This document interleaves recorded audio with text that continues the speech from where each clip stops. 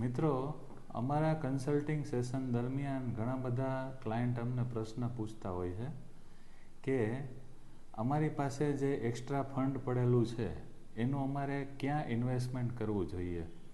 Stock market, mutual ફંડમાં, bank ડિપોઝિટમાં, real એસ્ટેટમાં કે gold અને સિલ્વરમાં. તો એ લોકોને મારો એક જ પ્રશ્ન હોય છે કે શું તમને ખ્યાલ છે કે તમે તમારા બિઝનેસમાં ERP ટેકનોલોજીમાં પૂરતા પ્રમાણમાં ઇન્વેસ્ટમેન્ટ કરેલું છે કે નહીં. ત્યારબાદ તમારા બિઝનેસમાં સિસ્ટમ અને ડેવલપમેન્ટ એટલે કે સિસ્ટમ અને પ્રોસેસ ડેવલપમેન્ટ કરવામાં પૂરતા પ્રમાણમાં ઇન્વેસ્ટમેન્ટ કરેલું છે કે નહીં. અને ત્યારબાદ ટેકનોલોજી ઓટોમેશનમાં પૂરતા પ્રમાણમાં ઇન્વેસ્ટમેન્ટ કરેલું છે કે નહીં. અને તમારા પોતાના અને તમારી ટીમના ટ્રેનિંગ અને ડેવલપમેન્ટમાં પૂરતા પ્રમાણમાં ઇન્વેસ્ટમેન્ટ કરેલું છે કે નહીં. કારણ કે આપણા બિઝનેસમાં કરેલું ઇન્વેસ્ટમેન્ટ જે છે એ આપણા બિઝનેસની એફિશિયન્સી અને પ્રોફિટેબિલિટી વધારે છે.